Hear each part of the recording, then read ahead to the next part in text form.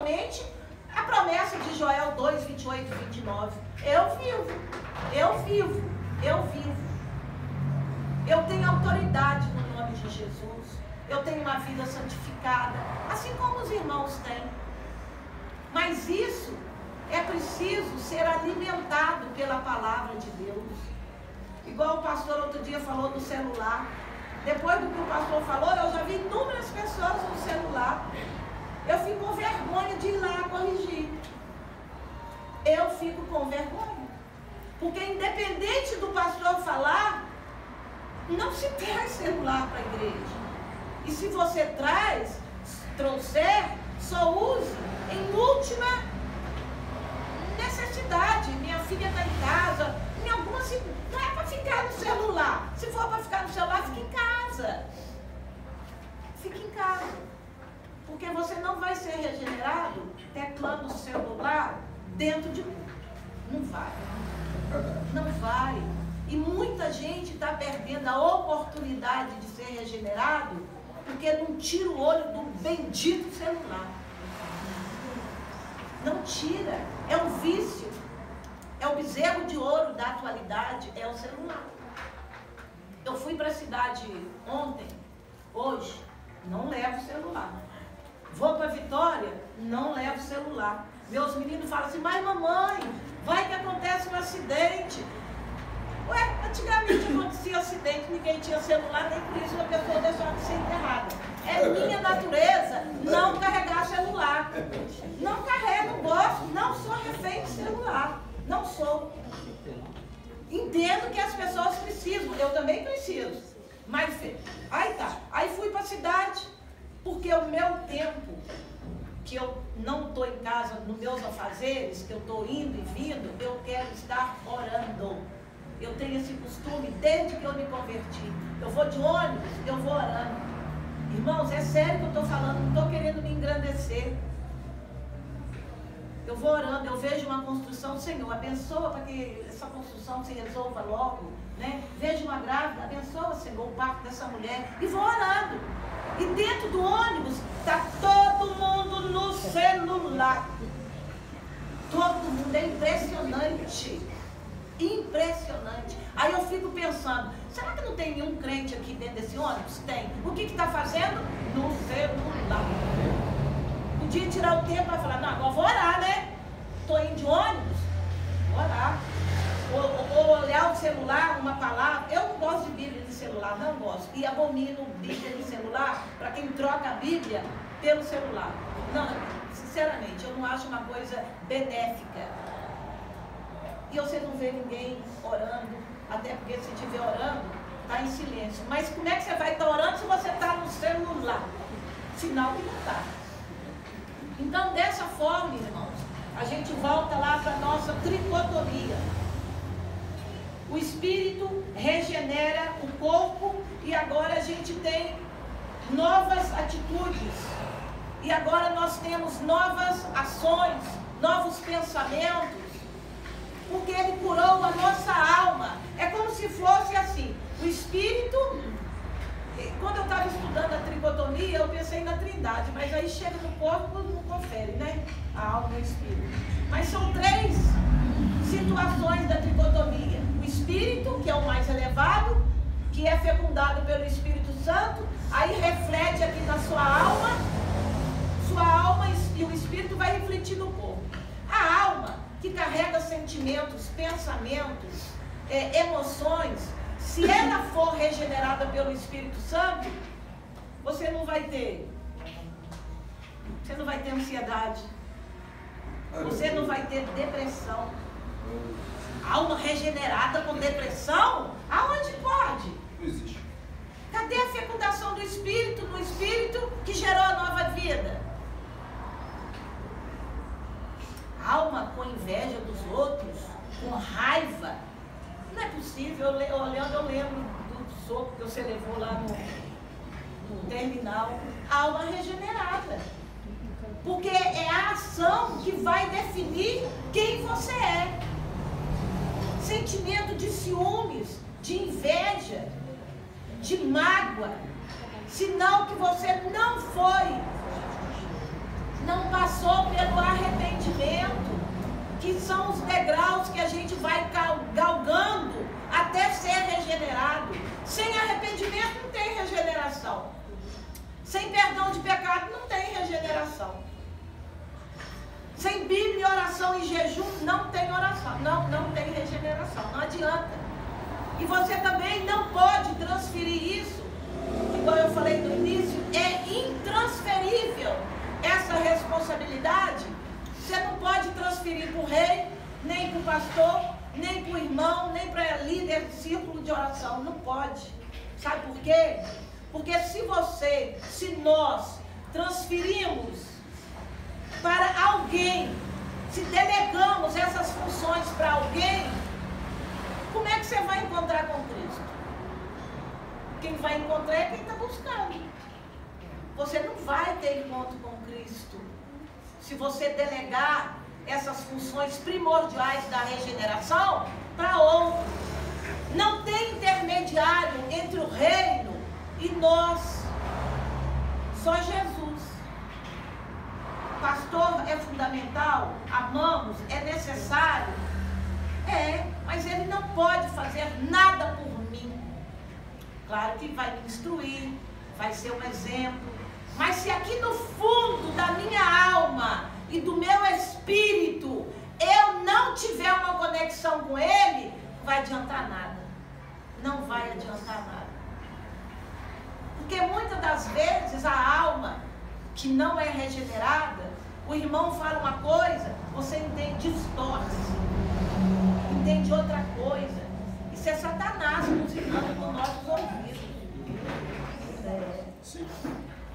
Porque onde a alma foi regenerada, se eu escuto um não, eu vou entender o porquê não. Porque eu não sou a prioridade na sua vida. É minha amiga, é meu amigo, é meu irmão, tá, mas vai ter uma hora que vai falar, não vai dar. E daí? Amém, irmão. Tá, obrigado. Amém. Agora eu vou ficar ali na raiz da amargura, gerando, em vez de ser gerado pelo Espírito Santo, está sendo gerado pelos demônios. Coisa ruim, angústia, inveja, tudo que é ruim. Mas quando a alma é regenerada pelo poder do Espírito Santo, a gente se torna compreensivo, a gente se torna humilde, porque a palavra de Deus fala que a honra vem antes da gente ser elevada. Porque a humildade procede à honra. Essa é a palavra de Deus. Não estou aqui para querer me aparecer. Aqui não é lugar. Aqui é lugar de nós aprendermos a palavra de Deus. E o meu jejum desta noite, a minha oração desta noite, é que nós possamos chegar juntos ao reino. Que nós tenhamos autoridade para expulsar demônios. E não ser o demônio da vida de alguém, nem da sua família. Nós temos que ser a referência. Sim. Lembra que outro dia você iniciou aquelas falas? Sim. Mas quando o negócio aperta lá, o que fala? Mãe, ora, mamãe! Mamãe, ora! Ora, mãe! Oro você pedindo e não pedindo. Não estou orando. Mamãe, aconteceu, graças a Deus, dobrei meu joelho. Ué, dobrou? Quando acontece o que você quer, você dobra, né? Mas tá bom, pelo menos tá indo. Mas e nós que estamos aqui dentro, todo dia ouvindo a palavra? Porque Deus vai cobrar mais de nós. Porque aquele que não aceitou ainda, nem faz ideia do que a Bíblia diz, ou faz, mas faz pouca ideia, Deus tem ele por inocente ainda, né? Mas e de nós? Deus vai cobrar a todos nós. E aí, seguindo aqui na nossa tricotomia, a gente quer entender que fomos alcançados pelo poder do Espírito Santo. Meu não é. Meu está ali gravando. Então, irmãos, a guerra da carne com o Espírito começa dentro da gente. E a gente começa a ter... Quem está com o telefone, você, por favor? Está tentando desligar. Mas ele já tem que entrar dentro da igreja desligado. Para não passar esse vexame. Não estou falando para humilhar ninguém não, entendeu, irmãos? Porque, tá vendo como são as coisas? Se a gente não subir o primeiro degrau, a gente não sobe o segundo. Como é que nós vamos chegar no reino? Se nós estamos ouvindo aqui irmãos, pastores que vêm de fora e falam, a igreja precisa orar. Olha que vergonha. A igreja precisa consagrar. A igreja precisa orar. Ué, mas nós estamos aqui brincando de ser crente? Eu fico com vergonha. Fico. E louvo a Deus que no meu íntimo, na minha alma, eu sei que não está falando para mim. Não está. Porque eu sei o compromisso que eu tenho com o meu Deus. Porque eu não entreguei a minha vida espiritual na mão nem de pastor, nem de rei. Igual o povo pediu para Samuel. Não. A minha chave está entregue lá. Afinal, para que Jesus morreu na cruz? Foi só para perdoar pecados? Não foi, não. Se você pensa que Jesus morreu para perdoar pecados e acabou, está muito enganado. E pensa que nós só vamos ser perdoados e tá bom? Tá não. Isso é o primeiro degrau. Tem milhões de coisas que a Bíblia mostra que vai acontecer depois de perdão perdoado e sermos regenerados. A Bíblia pode ser comparada, irmãos, à regeneração a uma casa. Um homem quer ter uma casa. Quero ter uma casa, trazendo para o sacrifício de Jesus na cruz. Quero ter uma casa, preciso de uma casa. Mas Deus já deu a ele o terreno. Deus já deu a ele os tijolos. Deus já deu a ele até quem vai fazer a casa. Ó, aquele lá vai te ajudar. Ó. Já comprou o material, já tem o terreno, já tem os tijolos, já tem tudo. E cadê que essa alma vai lá capinar o lote? Não vai. Ah, agora não. Depois eu vou no celular. Capinou o lote, companheiro? Não. Botou os tijolos para dentro? Não. Guardou a areia? Não. Você vai ter casa é quando? Nunca. Jesus já te deu tudo. E a casa não sai. Porque o celular não deixa, a televisão não deixa, a pornografia não deixa, a fofoca não deixa. Vai, homem, acorda, guarda esse tijolo, capina esse lote. Os homens para construir vai chegar. E você está aí morcegando. É triste. Mas tem outros que já capinaram o lote. Já guardou o tijolo, já guardou a areia, já fez até o café. Para na hora que os trabalhadores chegarem, já está tudo aqui, ó. Bora se alimentar, oração e bora começar o negócio. Mas o outro não quer. É culpa de Deus? Não, Jesus morreu por mim, morreu por você, por todos. Mas volto a dizer, a regeneração é responsabilidade intransferível de cada um de nós. Por isso, a diferença entre ser perdoado e ser regenerado.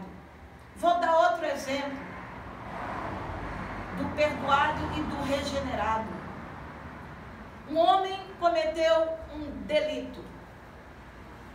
Foi para a prisão. Ficou lá preso. E a gente sabe que prisão não é um lugar agradável. Geralmente é frio.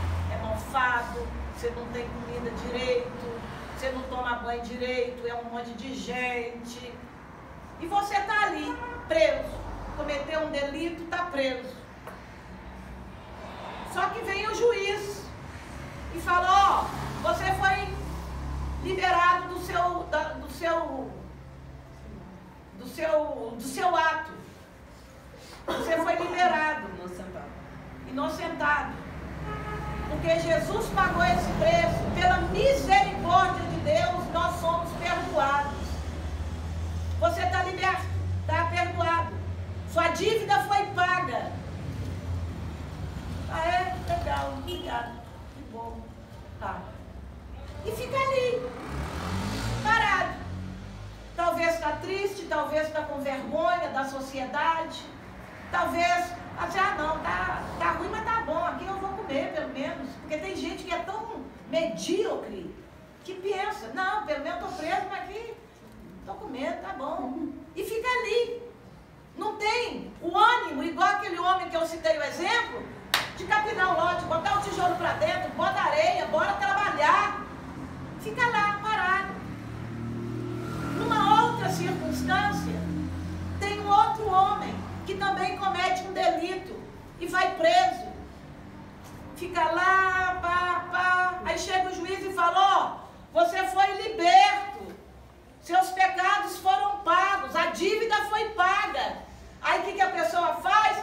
Opa, fui liberto, estou indo, vou adorar aquele que me libertou, vou orar aquele que me libertou, vou procurar um emprego, vou tomar um banho, vou mudar de vida, vou mudar de rota. Esse foi regenerado. Foi livre, liberto, uma nova perspectiva, uma nova vida me aguarda lá fora. Tchau, cadeia. Você foi perdoado, quer ficar aí no cantinho, mofado, frio? Pois que fique. Eu fui perdoado. Essa é a diferença entre o perdão e o pecado, entre o perdão e a regeneração. Quem foi regenerado foi perdoado, mas nem todo que foi perdoado foi regenerado. Por quê? Porque fez o aborto espiritual, que é a palavra-chave dessa noite. Aborto espiritual. Vocês já pensaram a magnitude, o peso dessa expressão? Aborto espiritual. Qual seria mais grave? É tudo vida. E a oportunidade para gerarmos essa nova vida em nós, o Espírito Santo já decretou. Dessa forma, a gente vai seguindo a nossa palavra. Alguém pode abrir 2 Pedro 2, 3, 18. 2 Pedro 3, 18. Irmão, a gente precisa ler.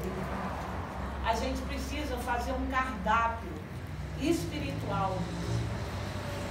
Hoje eu vou orar. Amanhã. 2 Pedro 18? É. Antes crescei na graça e conhecimento de nosso Senhor e Salvador Jesus Cristo. A Ele seja dada a glória, assim como agora, como no dia da eternidade. Amém. Crescei na graça e no conhecimento. A graça, a gente sabe que é um presente imerecido de Deus, né? Nós não merecemos. Mas a gente pode crescer na graça, além de sermos perdoados. Porque se ser somente perdoado te basta, né? Aí cada um é com cada um, né? Mas se você quiser ser regenerado, se você quiser cada dia mais se aproximar de Deus, é necessário crescer na graça e no conhecimento. Como é que se cresce na graça? Ficando mais bonito? Achando graça? Não, não é dessa graça que nós estamos falando. É se aprofundar na compreensão e experiência da graça de Deus. Como é que a gente se aproxima da experiência da graça de Deus? É aquilo que só a tricotomia vai fazer. Vocês estão vendo como é um degrau? Por exemplo, se seu coração, se seu espírito não foi alcançado pela nova vida do Espírito Santo, a sua alma, que por qualquer coisa fica triste, fica enciumada, fica deprimida, fica ansiosa, ela não vai estar usufruindo da experiência da graça de Deus. Por quê? Porque de uma mesma fonte jamais vai jorrar dois tipos de água. Porque a palavra de Deus também fala que não se coloca vinhos novos em odres velhos. Como é que você vai mascarar um negócio? Com Deus não tem como mascarar nada. Tem que arrancar o que está dentro e botar o vinho novo. Assim é a experiência da graça de Deus. Vai tirando. Porque é preciso que a gente renuncie às coisas do mundo, para que a graça de Deus e a experiência da graça de Deus vá fazendo parte das nossas vidas.